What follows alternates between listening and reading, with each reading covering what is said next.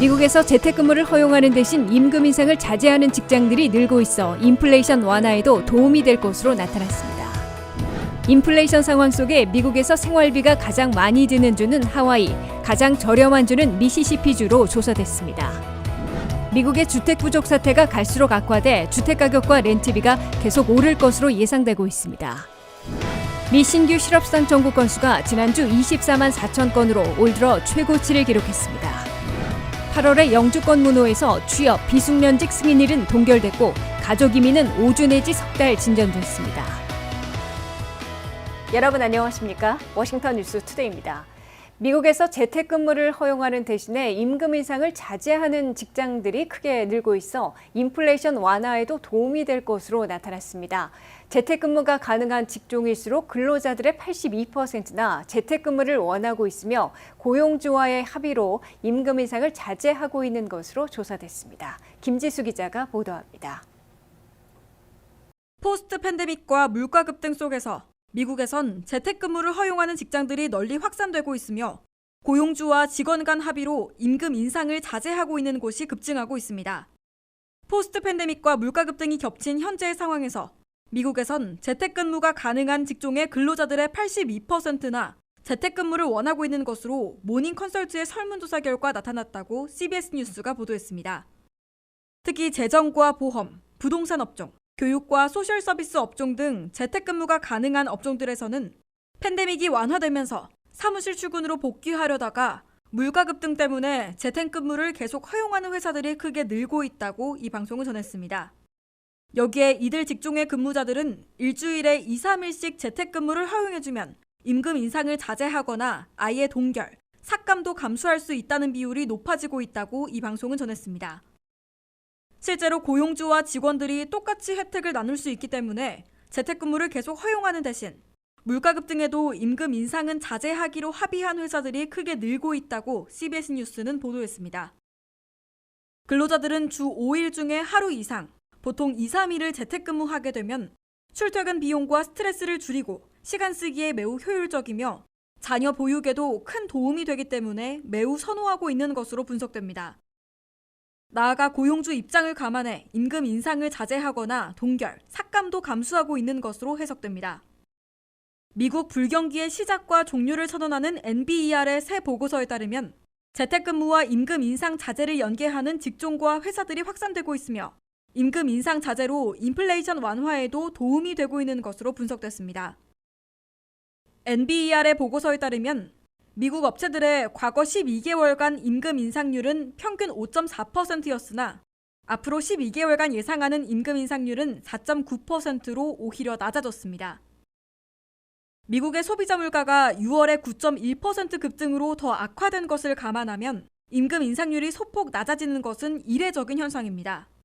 재정, 보험, 부동산 등 재정활동 분야의 회사들은 과거 12개월 동안 재택근무를 확대했다는 비율이 50.4%를 기록한 데 이어 앞으로 12개월 동안에도 계속 허용 또는 확대할 것으로 답한 곳은 52.6%로 더 늘어났습니다. 교육과 헬스케어, 소셜서비스, 정보 업종에서도 45.2%가 재택근무를 확대한 데 이어 41.9%는 앞으로도 확대하겠다고 응답했습니다.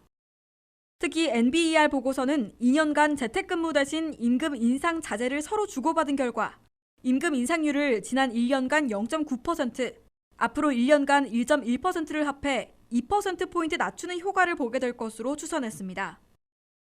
미국의 근로자들은 평년에는 매년 2에서 3%씩 임금 인상을 받아왔고 물가 급등 때문에 금년에는 6에서 7% 대폭 인상을 요구할 것으로 예측돼 왔는데 2%를 낮춰 5% 안팎의 임금 인상으로 타협하고 있는 것으로 관측됐습니다. 지나친 임금 인상으로 고용 비용이 높아지면 상당수 고용주들이 대부분을 상품과 서비스 가격을 올려 소비자들에게 넘기게 돼 인플레이션을 더욱 부채질할 것으로 우려돼 왔습니다. 그런데 종업원들이 원하는 재택근무를 계속하는 대신 임금 인상을 자제하게 되면 인플레이션을 부채질하지 않고 물가 잡기에 오히려 도움이 될 것으로 NBER 보고서는 결론 지었습니다. WKTV 뉴스 김지수입니다. 이 소비자 물가가 40년 만에 최악을 기록하고 있는 가운데 인플레이션 상황은 주마다 차이가 있는 것으로 나타났습니다. 이에 따라 미국민들은 생활비가 상대적으로 저렴한 지역을 찾아 이동하는 경우가 많아지고 있는데요. CNBC 방송이 인플레이션 상황 속에 미국에서 가장 생활비가 많이 드는 지역과 가장 적게 드는 주들을 조사한 결과 생활비가 많이 드는 주 1위는 하와이주로 꼽혔고 메릴랜드주는 7위를 기록했습니다. 가장 생활비가 저렴한 주 1위는 미시시피주, 웨스트버지니아는 8위를 기록했습니다. 올해 인플레이션에 가장 큰 타격을 입은 주는 하와이로 나타났습니다. 하와이는 다른 주에 비해 물가가 2배 높은 것으로 나타났습니다.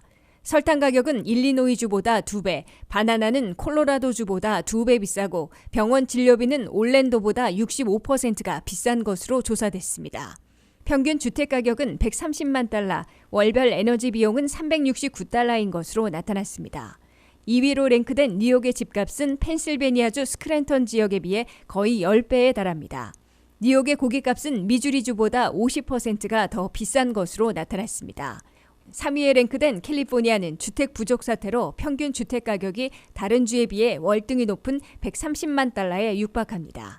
샌프란시스코의 2,400 스퀘어피트의 주택 가격은 약 140만 달러에 거래되고 있습니다.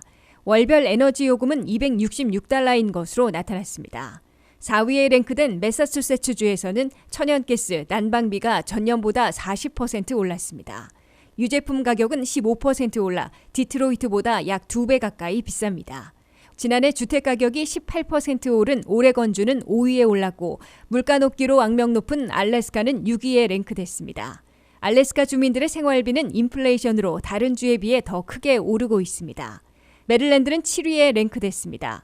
메릴랜드를 포함하는 워싱턴 지역의 음식값은 미국 내 평균 가격보다 빠르게 오르고 있습니다. 스테이크 등 고기값은 미시시피보다 40% 더 비싼 것으로 조사됐습니다. 코네티컷은 8위, 로드아일랜드가 9위, 10위는 버먼트주인 것으로 나타났습니다. 생활비가 가장 적게 드는 주 1위는 미시시피주가 꼽혔습니다. 미시시피주의 주택 구입이나 렌트는 몬태나주의 절반 정도인 것으로 나타났고 거의 모든 것에서 다른 주에 비해 월등히 저렴합니다. 의사 방문 시 드는 비용은 뉴햄프셔주의 절반 정도입니다. 피자나 맥도널드 같은 서민들의 음식값도 뉴욕보다 25% 저렴한 것으로 나타났습니다. 평균 주택값은 30만 달러이며 월 에너지 요금은 160달러인 것으로 조사됐습니다. 2위 캔자스주는 평균 주택 가격이 35만 달러이고 고깃값은 뉴욕보다 25% 저렴합니다. 3위 엘라베마주에 이어 4위에 오른 조지아주의 평균 주택 가격은 49만 9천 달러, 월별 에너지 요금은 122달러인 것으로 조사됐습니다.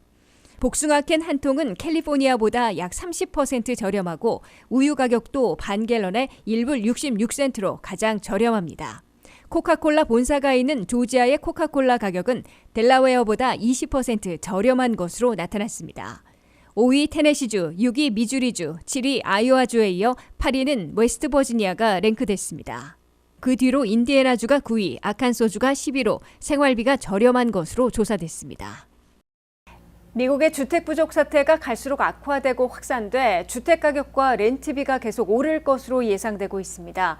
미국 내에서 부족한 주택은 2012년 165만 채에서 2019년에는 379만 채로 2배나 증가한 것으로 나타났습니다. 김윤미 기자의 보도입니다.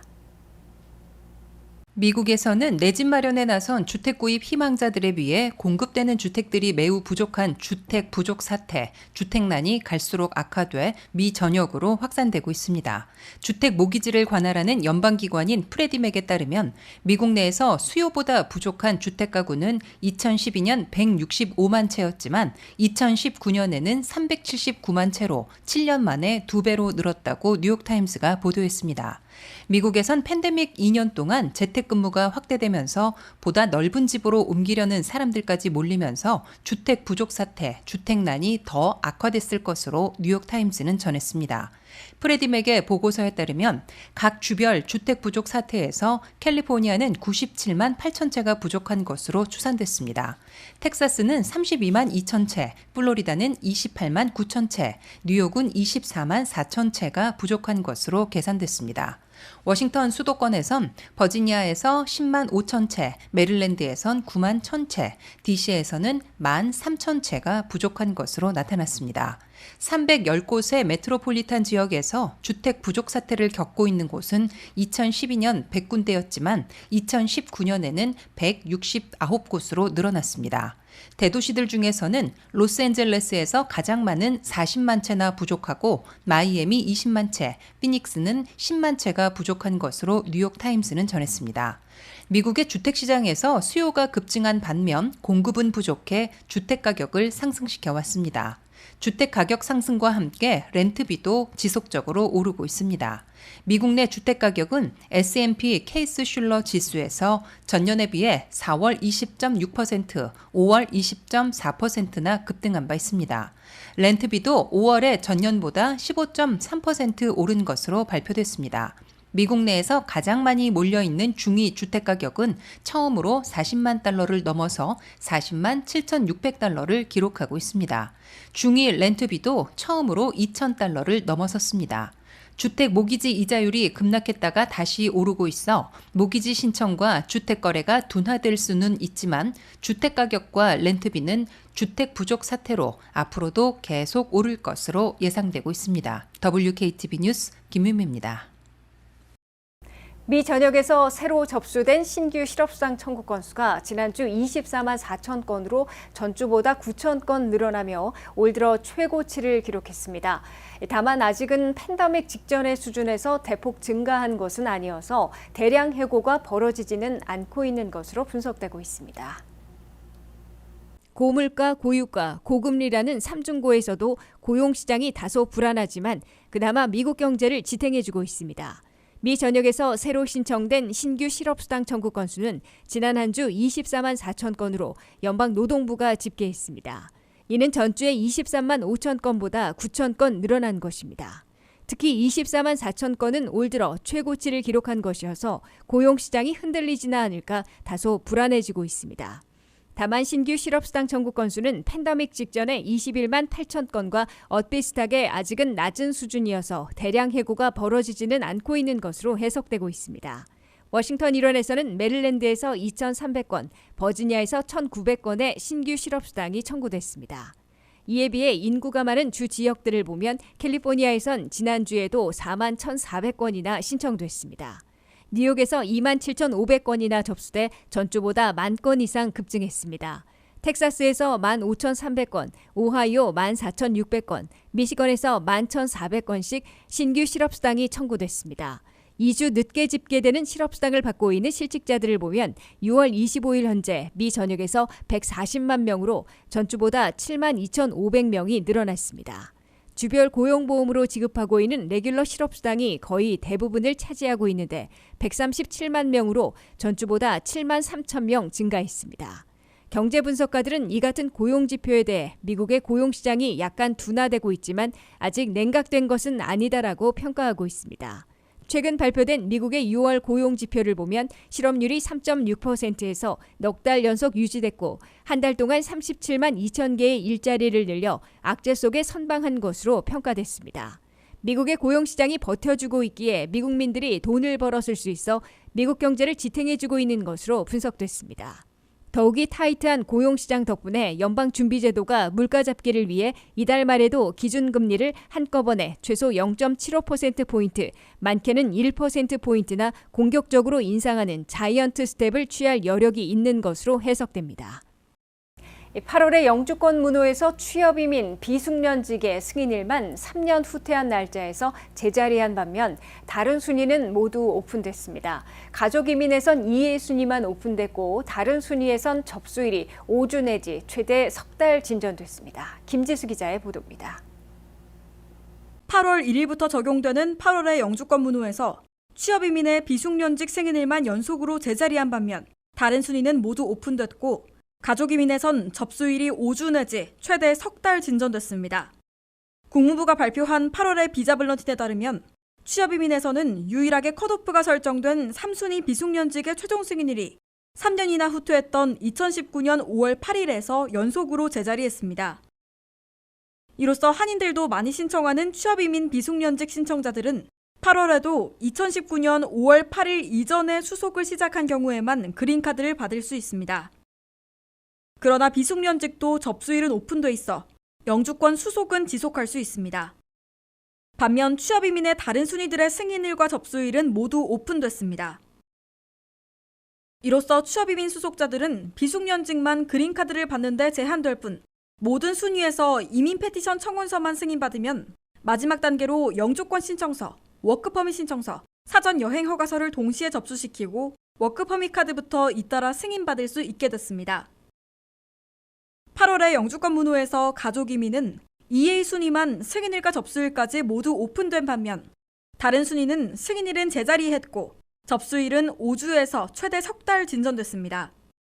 미시민권자의 21세 이상 성년 미혼 자녀들이 대상인 가족이민 1순위는 최종 승인일이 2014년 12월 1일에서 동결된 데 비해 접수일은 2016년 8월 8일로 5주 개선됐습니다. 영주권자의 배우자와 미성년 자녀들이 대상인 EA 순위의 최종 승인일과 접수일은 전달과 같이 전면 오픈됐습니다. 영주권자의 성년 미혼 자녀인 2순위 B는 승인일이 2015년 9월 22일에서 제자리한 반면 접수일은 2017년 1월 1일로 가장 많은 석 달이나 나아갔습니다. 시민권자의 기혼 자녀인 3순위는 승인일이 2008년 11월 22일에서 동결된 반면 접수일은 2009년 11월 8일로 5주 개선됐습니다. 시민권자의 형제자매 초청인 4순위는 승인일이 2007년 3월 22일에서 제자리한 데 비해 접수일은 2007년 12월 15일로 5주 진전됐습니다. WKTV 뉴스 김지수입니다.